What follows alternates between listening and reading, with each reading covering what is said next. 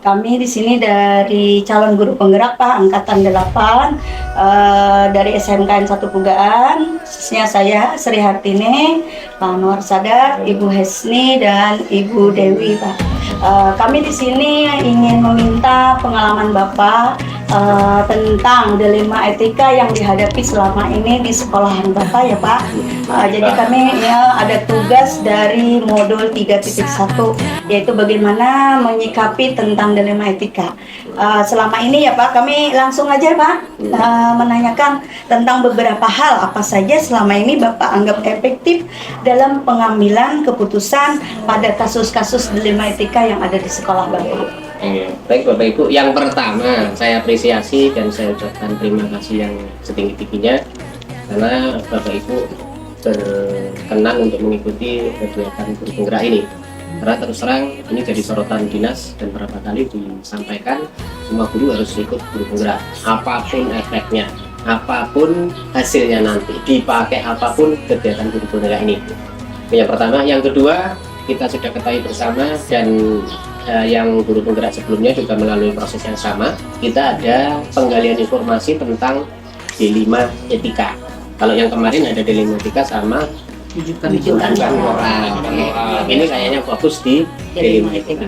Nah Bapak Ibu, D5 etika ini secara tidak langsung juga Bapak Ibu alami pada saat ngajar di kelas. Karena ini yang D5 etika kan ini benar ketemu benar. Kayak apa kita ngambil keputusan di situ. Nah, dilema etika sendiri akan bersentuhan dengan beberapa hal. Itu yang pertama bisa jadi sentuhan antara individu dengan individu. Individu dengan masyarakat juga bisa. Ya, artinya itu bertentangan antara satu dengan yang lain. Gitu. Bisa satu per satu atau satu dengan banyak orang atau banyak orang dengan satu orang. Gitu. Yang pertama. Kemudian yang kedua, dilema etika juga akan bersentuhan dengan rasa keadilan dan rasa kasihan. Itu jelas itu. Pada saat itu muncul kasihannya atau muncul keadilan. Yang ketiga itu kebenaran dan kesetiaan. Nah pada saat itu harus milih kedua-duanya ini benar. Tapi ini milih yang setia atau milih yang benar. Tadi itu. Dan yang terakhir adalah jangka panjang dan jangka pendek. Jadi untuk memutuskan itu tadi ada beberapa. Nah, saya berpikir gini, lebih efektif saya akan melontarkan permasalahan atau kejadian yang sudah kita lalui sama-sama. Akan kita bahas untuk pian-pian seperti apa gitu. Berkaitan dengan dilema etika. Ini Bapak Ibu, beberapa mungkin nggak ada setahun yang lalu kita dapat undangan dari KPU tentang Panwaslu. Nah, Panwaslu ini semua pegawai negeri boleh mengikuti kegiatan Panwaslu ini. Ada beberapa guru yang datang ke tempat saya untuk mengikut kegiatan Panwaslu ini. Nah, kalau menurut sampean kayak apa? Karena ini saya anggap D5 etika. Karena dari sisi mengikuti kegiatan boleh aja benar, karena petunjuknya ada, pegawai negeri boleh. Tapi dari sisi KPM yang ada di sekolah, maka ini otomatis akan ganggu pembelajaran. Nah, ini kan termasuk D5 etika. Nah, satu persatu sekarang kayak apa menurut Bian? Mungkin dari ulun kan. Iya, biar ulun gini. Iya. Mungkin kalau menurut pendapat ulun ya Pak, kalau kita di sini kebijakan dalam mengambil keputusan, terutama dalam dilema etika itu kita yang pertama kan ada 3 patokan Pak. Yang pertama kita berpusat pada siswa, berpihak pada murid intinya. Yang kedua juga sesuai dengan nilai-nilai kebajikan. Dan yang ketiga itu dapat dipertanggungjawabkan. Ini selagi memang kalau memang itu pilihan membingungkan secara individu ataupun ke masyarakat, jatuhnya kalau dia meninggalkan pekerjaannya otomatis dia meninggalkan masalah di orang banyak, masalah siswa di orang banyak. Nah, kalau dia mementingkan kepentingannya sendiri, misalnya ikut kegiatan Panwaslu, nah itu berarti untuk kepentingan dia, walaupun dia sebagai pegawai negeri dibolehkan sesuai dengan aturan yang ada. Jadi kalau menurut ulun lebih baik dia tetap sekolah. memilih sekolah karena apa, tujuan kita tetap mengutamakan Tanggung siswa jawab. dan tanggung jawabnya sebagai guru. Ini yang namanya dilema etika kan nggak ada benar salah nih. Iya. Jawaban yang seperti apa juga nggak ada yang salah. Iya. Kan bisnis kayak apa? Oke. Ini konteksnya kalau ulun jadi pemimpin gitu. Iya, Ya. kemudian saya juga Iya, saya iya. ambil keputusan kan. Iya. Berbagi pengalaman. Jadi Kalau mungkin kalau ulun jadi pemimpin mungkin ya tadi ulun akan memanggil si guru yang bersangkutan Iya. secara pribadi. Ulun ajak, ayo kita timbang. Iya, Nah, betul. kalau pian umpat panwas, kira-kira kebaikannya apa? Nah, kalau pian tetap di sini kebaikan dan keburukannya apa? Jadi kita timbang, dilihat keduanya, baik dan buruknya mana yang lebih besar, itu yang akan dipilih. Jadi akhirnya mungkin Pak keputusan itu dari diri pribadi. Iya, oke. Jadi si bin seorang yang memilih setelah melihat baik buruk, ini baiknya lebih banyak kah atau lebih sedikit, dan kan di sini. Jadi akhirnya keputusan itu datang dari yang mau yang ikut. udah itu Iya, mendaftar jadi itu kepala sendiri. sekolah menyerahkan sepenuhnya ke Oke. peserta tadi ya. Iya. Oke, sekarang sekali. Terima kasih Pak ya. Mungkin sama aja jawabannya dengan Ibu Dewi dan Ibu Hesni. Cuma di sini saya Sorry, menambahkan. saya potong dulu. Kalau Bu Dewi memastikan bahwa tidak boleh harus mengutamakan Iya. pembelajarannya. Iya. Kalau Iya, Bu dengan Bu Isi Dewi. beda lagi. Iya, iya. Serah ke kamu. Iya, Tidak. saya juga memanggil ya Pak pastinya untuk menanyakan hal mana yang lebih sanggup dia kerjakan ketika jadwal itu berbenturan. Iya, iya, betul. Nah itu, jadi ketika saya tanyakan jadwal ini berbenturan, yang mana kamu pilih dulu? Nah, untuk ini melihat jangka pendek dan jangka panjangnya Pak. Ya, Nah ya. ketika dia ngambil cuti aja, mau ngambil yang panwas, itu kayaknya dampaknya jangka pendek Pak. Kalau yang ngajar itu jangka panjang. Nah terus prioritas di karir itu lebih itu kan yang diutamakan, dan itu yang pilihan pertama bagi dia.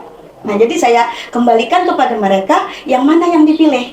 Nah ketika mereka memilih salah satu keputusan, itulah jawaban saya, NG. Jadi saya tidak menyalahi pilihan mereka yang mana, NG. Terima kasih. Ya, Pak Sadat. jawabnya. Mungkin beda ini. Resumannya. Karena latihan ini. Menyimpulkan nih, Nda. Iya. Tapi kalau saya punya pemikiran sendiri ya. Ya, Yang bisa. pertama, gini. Orang-orang yang mendaftar di Panwas itu mungkin punya kepentingan atau kebutuhan beda-beda. Itu Iya. yang saya ingin garis bawahi. Tapi tetap kepentingan utamanya itu adalah di sekolah. Tugas. Yang pertama, saya itu menggali, Pak. Mungkin kawan-kawan misalnya ada yang honor segala macam, itu saya tanyakan. Nah itu kan mungkin agak kebutuhan mungkin gitu banyak itu. Kemudian ada yang misalnya yang sudah mapan mau ikut untuk apa? Tapi dengan pertimbangan berpihak pada murid itu yang pertama. Iya. Ya, Iya. itu pertama. Kemudian bertanggung jawab dan Nah, ini lain-lain. saya kebajikan. Dengan mempertimbangkan 4 tadi ya paradigma itu Paradigmanya. tadi.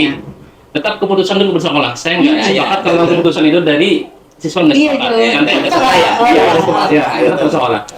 Dengan pertimbangan gitu ya, dengan pertimbangan yang matang, dengan kita mempertimbangkan kebutuhan pegawai kita seperti apa gitu kan. Dengan baik buruknya siswa, kita mungkin di situ dapat melihat Pak, yang mana kira-kira yang kita lihat kinerjanya ini, oh ini selama ini bagus aja gitu. Itu bisa kita pertimbangkan. Kalau dia kasih amanah ini bisa. Tapi ada juga yang kasih amanah dia lepas, itu mungkin itu Tidak bisa menjawab. kan, nggak bisa. Iya. Kepala sekolah pasti lebih tahu, karena kepala sekolah kedokteran supervisi dan coaching segala macam lebih tahu. Jadi yang saya lakukan identifikasi tetap ya berpihak pada murid, bertanggung jawab dan mempertimbangkan jangka panjang pendek. Jadi ketika saya melihat itu semua, saya yakin bisa memutuskan, walaupun ini pasti Iya. pro kontra itu pasti Iya. ada. Iya. Pasti. Mempertenangkan rasa Iya. bukan yang Iya. lain. Iya. Ya, pasti. Tapi kita sebagai kepala sekolah harus bisa gitu ya mengakomodir segala macam itu, kita proses dengan sebaik mungkin. Kalau bisa istiqoroh nih. Kalau terlalu kemana gitu. Kalau terlalu banyak juga ikut salah. Sedikit kita pertimbangkan. Jadi saya rasa ada kata-kata bijak gitu ya. Yang telah terjadi itu adalah doa yang telah Iya, doa yang yang terbaik. kita ucapkan. Iya. Ya, yang sekarang itu adalah cita-cita yang kita inginkan dulu itu sudah baik. Saya yakin itu sudah yang paling terbaik. Jadi dengan mempertimbangkan itu tadi, saya memutuskan gitu ya.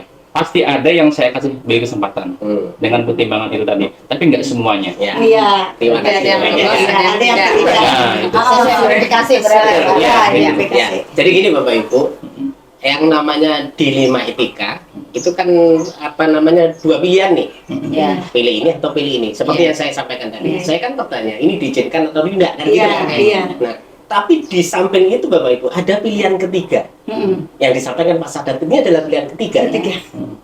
Kenapa pilihan ketiga? Karena lontaran dari saya izin 5 orang diizinkan atau tidak. Iya kan? Iya. Nah, tapi muncul satu diizinkan. Dengan pertimbangan yang pertama sudah saya sampaikan kian-kian tadi itu. Latar belakangnya, siapanya, efeknya, jangka panjangnya. Nah, itu tadi kan. Nah, jadi kalau saya lihat latar belakangnya. Pada saat kawan-kawan kemarin awalnya itu 7 atau 6 kan. Berangkat pada saat yang pemilu yang di awal, saya izinkan semuanya. Iya. Tapi ada perjanjian di situ, Bapak Ibu, tugas Anda pokok adalah ngajar. Jangan sampai ngajar terbengkalai. Apapun kegiatan tentang Panwas harus melapor ke saya. Ada ngajar kah? Ada kada ngajar kah? Dengan pertimbangan kalau ada orang datang nyari Pian, saya tahu Pian lagi urusan Panwas. Ini cerita latar belakangnya dulu, Bapak Ibu. Nah, pada suatu ketika kawan-kawan kita lagi yang di Panwas tadi itu ada kegiatan di Banjar. Tidak izin saya, ketemu saya di Banjar. Nah ini kan sudah masalah nih. Nah itu saya jadikan keputusan untuk mengambil keputusan bagian yang kedua. Yang datang 5 lagi tadi itu nah. Nah mereka datang lagi dengan tuntutan yang sama, mau ikut kegiatan Panwas. Maka latar belakang yang kemarin saya pakai. Kemarin aja seperti ini, saya izinkan semua, tapi tidak komit. Maka saya cabut itu. Tidak saya izinkan semuanya. Pilihan yang kedua. Ya, 1 orang aja. Tapi latar belakang sesuai yang disampaikan Pak Sadat. Ada beberapa kriterianya. Yang pertama, komit terhadap tugasnya. Yang kedua, mungkin apa namanya kontribusi terhadap sekolah. Itu lebih banyak, lebih baik daripada yang lain. Yang ketiga, arah tujuannya untuk apa. Kan bisa jadi yang saya pilih itu ketiga-tiganya masuk, kompetensinya bagus, kontribusi sekolah bagus, terus arah tujuannya juga ada. Dia mau mengarah ke jenjang yang lebih tinggi. Paham ya yang saya maksud? Dengan masuk KPU maka dia punya terobosan yang lain gitu. Maka saya putuskan 1 aja yang berangkat, yang ikut tes dengan catatan Bu Pian yang menentukan dengan 3 kriteria tadi itu. Itu yang saya lakukan kemarin. Jadi ini sama juga yang saya sampaikan Wismi. Diserahkan ke masing-masing, tapi saya beri kesempatan 1 orang untuk ngikut kegiatan ini. Alias apa namanya tugas saya untuk pengembangan berkelanjutan guru ada. Assalamualaikum warahmatullahi wabarakatuh. Waalaikumsalam warahmatullahi wabarakatuh. Mohon maaf Pak ya mengganggu waktu Bapak sebentar. Kami di sini ada tugas untuk mewawancari Bapak, yang mana tugas kami yaitu tentang modul 3.1 yaitu dilema etika. Kami dari CGP SMKN 1 Pugaan Angkatan 8 Kabupaten Tabalong Pak. Ya, tidak apa-apa Bu. Terima kasih atas kehadirannya di SMKS Anur Paliat. Silahkan Bapak dan Ibu, apa yang ingin disampaikan, insya Allah akan kami bantu. Oke, makasih Pak ya. Kami ingin meminta pengalaman Bapak di sini. Bagaimana selama ini Bapak dapat mengidentifikasi kasus-kasus yaitu merupakan dilema etika atau bujukan moral terhadap sekolah Bapak. Ya, alhamdulillah kita ini selama ini di SMK Sanur ini untuk kasus dilema etika cukup banyak Bu, karena kita ini sebagai sekolah swasta penuh dengan tantangan, penuh dengan kasus ya, baik itu nanti dari guru maupun dari siswa, sehingga permasalahannya memang sejak awal itu selalu ada. Selama ini bagaimana Bapak menjalankan pengambilan keputusan di sekolah, terutama untuk kasus di mana ada 2 kepentingan yang sama, benar atau sama-sama mengandung nilai kebajikan, Pak? Iya, iya, betul ya. Jadi gini Bu, contoh kasus yang baru terjadi aja, misalnya kita ya, kita kan selama COVID tadi terjadi penurunan jumlah siswa. Sehingga yang awalnya kita ini 360 menjadi sekitar 300 siswa aja jumlahnya. Sementara guru itu kan tetap, Bu. Tetap. Ya, dan kita sebagai sekolah swasta ini betul-betul mengalami dilema, Bu. Karena jumlah guru ya ketika murid 360 adalah 37 orang dengan TU-nya di sini. Nah, ketika murid kita 300, harusnya dengan 31 guru sudah cukup. Sehingga ada sekitar 6 tenaga guru yang harusnya ya istilahnya, mohon maaf ya, karena kita ini sekolah swasta, dananya hanya dari BOS saja dan BOSDA. Sehingga ketika murid berkurang cukup banyak, ini pendapatan kami juga jauh menurun ya. Sehingga sebenarnya ya kami mau memberhentikan atau mengurangi guru dan tenaga pendidik kita ini, tetapi kasihan juga ya kalau Bu. Iya. Di satu sisi ya pendapatan kita jauh untuk membantu biaya ya operasional ataupun honor mereka ya. Di sisi lain mereka sudah lama mengabdi ke kita ya kan, ada yang sudah 6 tahun 7 tahun ya. Sehingga benar-benar ini suatu dilema ya, bagi kami. Ya, terus Pak, langkah-langkah yang Bapak lakukan untuk mengatasi ini seperti apa, dan hal yang paling efektif selama ini Bapak laksanakan apa? Ya, baik, terima kasih. Jadi memang dari masalah yang ya menurut kami cukup pelik tadi, yang pertama ya seperti kebiasaan kami di sini ya, selalu kami komunikasikan dulu. Jadi komunikasi dengan intens dengan seluruh dewan guru. Kami sampaikan secara terbuka ya bahwa ketika jumlah murid kita sekitar 360, dana yang masuk ke kita sekitar 1 M gitu. Nah, ketika berkurang, nah ini penurunannya hampir 200-an juta ya. Nah, sementara ya guru-guru ya untuk jumlah yang 37 ini kami kekurangan karena ya tadi penurunan pendapatan 200 juta. Tetapi mereka guru-guru kawan-kawannya ini luar biasa, mau mengerti. Mereka akhirnya nggak apa-apa Pak, katanya, beban kami karena muridnya berkurang, beban tugas kami berkurang juga, maka honor kami dikurangi nggak apa-apa, kami dibagi sama ya agar teman-teman yang lain juga tetap aja bisa tetap bekerja. Nah ini jadi solusinya tadi kami komunikasikan, kemudian juga kami sampaikan juga karena di atas kita ini kan di bawah pimpinan yayasan, jadi kami juga bawa rapat dengan yayasan ya, kami sampaikan ke yayasan kondisi real keadaan kita, begitu Pak dan Ibu.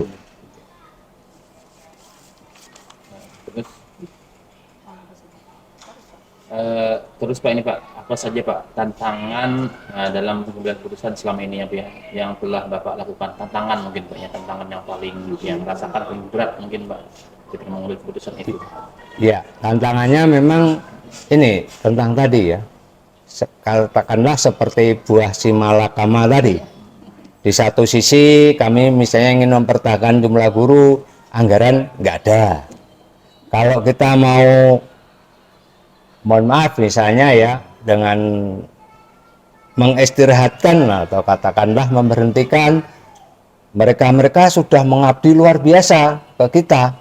Nah ini sebenarnya jadi ya problem yang luar biasa bagi kita ya.